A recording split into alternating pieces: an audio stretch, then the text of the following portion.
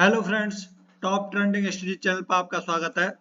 Delhi police constable जिसका exam 14 नवंबर से शुरू होने वाला है, उसके लिए जीके, जीएस और करंट अफेयर्स के लिए प्रैक्टिस सेट नंबर 42 है। जीके, जीएस और करंट अफेयर्स का रिवीजन करने का सबसे बेहतरीन तरीका है। टोटल 50 प्रैक्टिस सेट होंगे। कल तक 8 प्रैक्टिस सेट और कंप्लीट मैं करा दूंगा। यदि आप चैनल पर नए हैं तो चैनल को सब्सक्राइब करें और वीडियो पसंद आता है तो लाइक करना ना भूलें। शुरू करते हैं। पहला क्वेश्चन है, ग्रेफाइट डैश का एक अपर रूप है। ग्रेफाइट कार्बन का एक अपर रूप है। पहला ऑप्शन सही है। नेक्स्ट है, बीमा संशोधन अधिनियम 2021 निम्नलिखित में से किस अधिनियम में संशोधन करता है? तो बीमा अधिनियम 1938 में संशोधन करता है। बीमा अधिनियम 1938 में संशोधन करता है। थर्ड ऑप्शन सही है। नेक्स्ट है, इनमें से कौन सा वर्ण भारतीय समाज का हिस्सा नहीं था? तो वाल्सविक वर्ण भारतीय समाज का हिस्सा नहीं था। नेक्स्ट है, निम्नलिखित में से किस अनुच्छेद में शोषण के विरुद्ध अधिकार का उल्लेख है? इंपॉर्टेंट क्वेश्चन है दोस्तों, वेरी वेरी इंपॉर्टेंट है। शोषण के विरुद्ध अधिकार का उल्लेख है तो वो है आर्टिकल 23 से 24। आर्टिकल 23 से 24 शोषण के विरुद्ध अधिकार का उल्लेख करता है। नेक्स्ट क्वेश्चन है, संसद में प्रश्नकाल डैश सुनिश्चित करता है? तो संसद में कार्यपालिका की विधायिका की तरफ जवाबदेही सुनिश्चित करता है। इंपॉर्टेंट क्वेश्चन है। संसद में प्रश्नकाल कार्यपालिका की विधायिका की तरफ जवाबदेही सुनिश्चित करता है। पहला ऑप्शन सही हो जाएगा। नेक्स्ट क्वेश्चन है, सितंबर 2023 में भारत सरकार द्वारा लॉन्च किए गए किसान ऋण पोर्टल का उद्देश्य क्या है? सितंबर 2023 में भारत सरकार द्वारा लॉन्च किए गए किसान ऋण पोर्टल का उद्देश्य क्या है? उसका उद्देश्य किसानों को किसान क्रेडिट कार्ड केसीसी के तहत रियायती ऋण देने के लिए। फर्स्ट ऑप्शन सही है। नेक्स्ट है, डैश ने एक वन्य जीव संरक्षण पहल प्रोजेक्ट नीलगिरी तहर शुरू की है। किसने शुरू की है?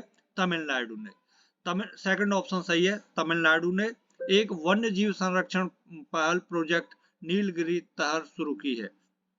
नेक्स्ट है, राजस्व घाटा क्या है? राजस्व घाटा क्या है? थर्ड ऑप्शन सही हो जाएगा। यह राजस्व प्राप्तियों पर सरकार के राजस्व व्यय का आधिक्य है। थर्ड ऑप्शन सही है। नेक्स्ट है, भारतीय संविधान का निम्नलिखित में से कौन सा अनुच्छेद नागरिकों के लिए समान नागरिक संहिता से संबंधित है? इंपॉर्टेंट क्वेश्चन है। आर्टिकल 44 इससे संबंधित है। समान नागरिक संहिता से संबंधित कौन सा आर्टिकल है? आर्टिकल 44। पहला ऑप्शन सही है। नेक्स्ट क्वेश्चन है, निम्नलिखित में से कौन भारत में सबसे पुराना वलित पर्वत है? सबसे पुराना वलित पर्वत कौन सा है? अरावली पर्वत। फर्स्ट ऑप्शन सही हो जाएगा। नेक्स्ट क्वेश्चन है, भारतीय संविधान का भाग 16 डैश से संबंधित है? किससे संबंधित है? कुछ वर्गों से संबंधित विशेष प्रावधान से संबंधित है। आर्टिकल 16।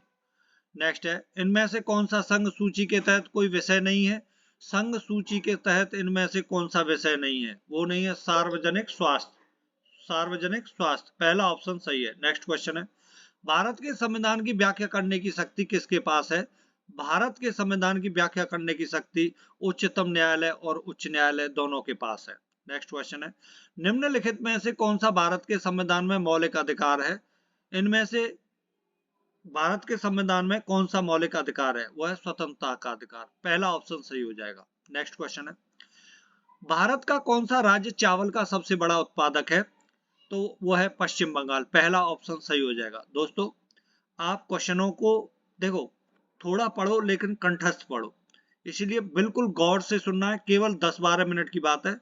हर क्वेश्चन को गौर से सुनना है। ये नहीं आपने वीडियो देखा, क्वेश्चन भी एग्जाम में आया और आप उसको वहां कर ना पाए। ठीक है ना?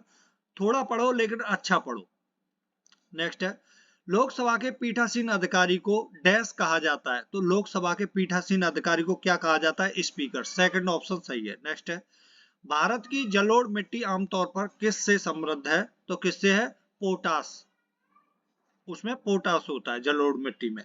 नेक्स्ट है, मानव शरीर की सबसे बड़ी कोशिका है? मानव शरीर की सबसे बड़ी कोशिका है, तो मानव शरीर की सबसे बड़ी कोशिका कौन सी है? तंत्रिका कोशिका। पहला ऑप्शन सही है। नेक्स्ट क्वेश्चन है, डायमंड लीग 2023 में नीरज चोपड़ा का क्या स्थान है? तो डायमंड लीग 2023 में नीरज चोपड़ा का दूसरा स्थान है। सेकंड ऑप्शन सही है। नेक्स्ट क्वेश्चन है, वांगला उत्सव मुख्यतः किस जनजाति द्वारा मनाया जाता है? वांगला उत्सव मुख्यतः गारो जनजाति द्वारा मनाया जाता है। थर्ड ऑप्शन सही हो जाएगा। नेक्स्ट क्वेश्चन है, अक्टूबर 2023 में किस राज्य के काजू उद्योग को भौगोलिक संकेत जीआई टैग प्रदान किया गया है? करंट का क्वेश्चन है, इंपॉर्टेंट क्वेश्चन है दोस्तों। तो वो है गोवा। गोवा राज्य के काजू उद्योग को भौगोलिक संकेत जीआई टैग प्रदान किया गया है। नेक्स्ट क्वेश्चन है, भारत का निम्नतम बिंदु कौन सा है? भारत का निम्नतम बिंदु कौन सा है? वो है कुट्टूनाड। सेकंड ऑप्शन सही है। नेक्स्ट क्वेश्चन है, रेफ्रिजरेटर में रेफ्रिजरेंट के रूप में निम्न में से किस गैस का उपयोग किया जाता है? तो फ्रेऑन का उपयोग किया जाता है। पहला ऑप्शन सही हो जाएगा। नेक्स्ट क्वेश्चन है, खारे पानी में मौजूद हेलो आर्किया रोगाणुओं के कारण पिछले साल झील का पानी गुलाबी रंग में बदल गया था। यह कौन सी झील है? ऐसी कौन सी झील है जिसका पानी गुलाबी रंग में बदल गया था? वो है लोनार झील। लोनार झील कहाँ है? महाराष्ट्र में। सेकंड ऑप्शन सही हो जाएगा। नेक्स्ट है, निम्नलिखित में से किसे गेटवे टू द पैसिफिक कहा जाता है? किसे कहा जाता है? पनामा नहर को कहा जाता है gateway to the Pacific. Second option सही हो जाएगा। नेक्स्ट क्वेश्चन है, धूलकोट कहाँ स्थित है? धूलकोट कहाँ स्थित है? तो कहाँ है? आहड़ में स्थित है। पहला ऑप्शन सही है। धूलकोट आहड़ में स्थित है। नेक्स्ट है, तापी नदी डैश से उद्गमित होती है? कहां से? सतपुड़ा पर्वतमाला से उद्गमित होती है। नेक्स्ट क्वेश्चन है, निम्नलिखित में से कौन सा युग भरतनाट्यम नर्तकों का है? निम्नलिखित में से कौन सा युग भरतनाट्यम नर्तकों का है? किसका है? रुक्मणी देवी, अरुणडेल और पद्मा सुब्रमण्यम का है। सेकंड ऑप्शन सही है। नेक्स्ट क्वेश्चन है, भारत का एकमात्र नदी तटीय प्रमुख बंदरगाह कौन सा है? भारत का एकमात्र नदी तटीय प्रमुख बंदरगाह कौन सा है? वो है कोलकाता बंदरगाह। थर्ड ऑप्शन सही हो जाएगा।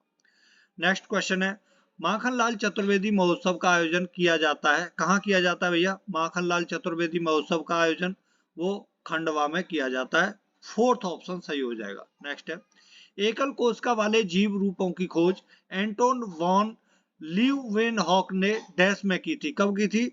1674 ईस्वी में की थी। एकल कोशिका वाले जीव रूपों की खोज एंटोन वॉन लीeuwenhoek ने 1674 ईस्वी में की थी। फोर्थ ऑप्शन सही हो जाएगा। नेक्स्ट क्वेश्चन है, निम्नलिखित में से कौन एक समान त्वरण का उदाहरण है? निम्नलिखित में से कौन एक समान त्वरण का उदाहरण है? तो दोनों है, एक मुक्त गिरने वाली वस्तु की गति और एक ढलान पर लुढ़कती हुई गेंद की गति। दोनों उदाहरण है एक समान त्वरण के। नेक्स्ट क्वेश्चन है, भारतीय संगीत में स्वरों का स्पेक्ट्रम 7 बैंडों से बना है जिन्हें डैश के रूप में भी जाना जाता है? किसके रूप में जाना जाता है? सप्तक के रूप में जाना जाता है। थर्ड ऑप्शन सही हो जाएगा। जट जटिन लोक नृत्य का एक रूप है, इसकी उत्पत्ति कहाँ हुई है? जट जटिन लोक नृत्य का एक रूप है, इसकी उत्पत्ति कहाँ हुई है? कहाँ हुई है? बिहार में हुई है। फोर्थ ऑप्शन सही है। नेक्स्ट क्वेश्चन है, जगोई किस भारतीय राज्य का प्रसिद्ध लोक नृत्य है? जगोई किस भारतीय राज्य का प्रसिद्ध लोक नृत्य है? इंपॉर्टेंट क्वेश्चन है दोस्तों, ये ध्यान रखना। फिलहाल जो एग्जामों में देखे जा रहे हैं क्वेश्चन वो हैं, जगोई किस भारतीय राज्य का प्रसिद्ध लोक नृत्य है? वो है मणिपुर का। पहला ऑप्शन सही है। नेक्स्ट है, पारंपरिक महोत्सवों के साथ निम्नलिखित स्थानों को सुमेलित कीजिए। सोच लें, मैं आपको 5 सेकंड देता हूं, तो थोड़ा बड़ा क्वेश्चन है ना, मिलाने में भी समय लगेगा। पारंपरिक महोत्सवों के साथ निम्नलिखित स्थानों को सुमेलित कीजिए। केरल, गणगौर, महाराष्ट्र उत्तरायण, राजस्थान ओणम, गुजरात और गुड़ी पड़वा। तो ऑप्शन सेकंड सही है। ए का 3 सही, केरल का ओणम है। B4 महाराष्ट्र का गुड़ी पड़वा और C1 राजस्थान का गणगौर और गुजरात का उत्तरायण। सेकंड ऑप्शन सही है। नेक्स्ट क्वेश्चन है, निम्नलिखित में से किसने संगीत सुधारक की रचना की थी? संगीत सुधारक की रचना किसने की थी? तो हरिपाल ने संगीत सुधारक की रचना की थी। थर्ड ऑप्शन सही हो जाएगा। नेक्स्ट क्वेश्चन है, प्रथम टीका वैक्सीन डैश द्वारा विकसित किया गया था? किसके द्वारा प्रथम टीका विकसित किया गया था? एडवर्ड जेनर के द्वारा। सेकंड ऑप्शन सही हो जाएगा। इंपॉर्टेंट क्वेश्चन है दोस्तों, निम्नलिखित विकल्पों में से उस शहर का चयन करें जहां कुंभ मेला का आयोजन किया जाता है। कहां? प्रयागराज में, जहां मैं रह रहा हूं इस समय। नेक्स्ट है राइजिंग सन वाटर फेस्ट 2022 का समापन निम्नलिखित में से किस राज्य में हुआ है? कहाँ हुआ है? मेघालय राज्य में हुआ है। सेकंड ऑप्शन सही है। मैसूर साम्राज्य और ब्रिटिश ईस्ट इंडिया कंपनी के बीच दूसरा एंग्लो मैसूर युद्ध किस वर्ष लड़ा गया था? दूसरा एंग्लो मैसूर युद्ध किस वर्ष लड़ा गया था? ये 1780 से 1784 के बीच में लड़ा गया था दूसरा एंग्लो मैसूर युद्ध। नेक्स्ट क्वेश्चन है लिएंडर पेस ने किस वर्ष में ओलंपिक्स में कांस्य पदक जीता था? लिएंडर पेस ने किस वर्ष में ओलंपिक्स में कांस्य पदक जीता था? सन 1996 ईस्वी में लिएंडर पेस ने ओलंपिक्स में कांस्य पदक जीता था। फर्स्ट ऑप्शन सही हो जाएगा। नेक्स्ट क्वेश्चन है किस राज्यों ने महिलाओं के अनुकूलन पर्यटन परियोजना शुरू की है? तो किसने शुरू की है? केरल ने। फोर्थ ऑप्शन सही है। केरल राज्य ने महिलाओं के अनुकूलन पर्यटन परियोजना शुरू की है। नेक्स्ट है कर्णम मल्लेश्वरी किस खेल से संबंधित हैं? तो भारोत्तोलन से। ठीक है, थर्ड ऑप्शन सही है। नेक्स्ट क्वेश्चन है राजस्थान की निम्नलिखित चित्रकारी में से कौन सा मूल रूप से मुगल और क्षेत्रीय शैली का एक संलयन है? तो वो कौन सा है? किशनगढ़ चित्रकारी। फर्स्ट ऑप्शन सही है। चित्रकारी और नृत्य से एक क्वेश्चन हर शिफ्ट में आएगा, ध्यान रखना इस बात का। नेक्स्ट क्वेश्चन है 23 सितंबर 2023 को स्वर्ण जयंती शहरी रोजगार योजना को डैश द्वारा प्रतिस्थापित किया गया था? तो किसके द्वारा? दीनदयाल अंत्योदय योजना राष्ट्रीय शहरी आजीविका मिशन द्वारा प्रतिस्थापित किया गया था। यदि आप बोले तो ये जितनी पेंटिंग है उसकी मैं एक अलग से वीडियो बना सकता हूँ, 5-6 मिनट की वीडियो होगी, आपके लिए काफी लाभकारी होगी। कमेंट में बताना। रोलेट एक्ट वर्ष डैश में पारित किया गया था? रोलेट एक्ट 1919 में पारित किया गया था। नेक्स्ट है मैगस्थनी द्वारा लिखित पुस्तक इंडिका निम्नलिखित में से किस वंश के शासन का वर्णन करती है? किसका? मौर्य वंश के शासन का वर्णन करती है इंडिका नामक पुस्तक।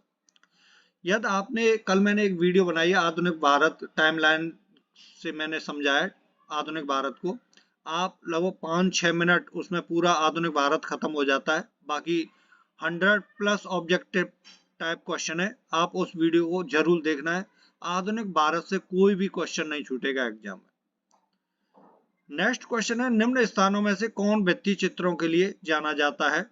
अजंता की गुफाएं, चित्तान वाशल पेंटिंग, बाग की गुफाएं। तो उपरोक्त सभी भित्ति चित्रों के लिए जानी जाती हैं। लास्ट क्वेश्चन है विस्तारवादी राजकोषीय नीति के तहत सरकार क्या करती है? खर्च को बढ़ाती है। विस्तारवादी राजकोषीय नीति के तहत सरकार खर्च को बढ़ाती है। पहला ऑप्शन सही हो जाएगा। Thank you for watching this video. अगली वीडियो के साथ मिलते हैं। नमस्कार।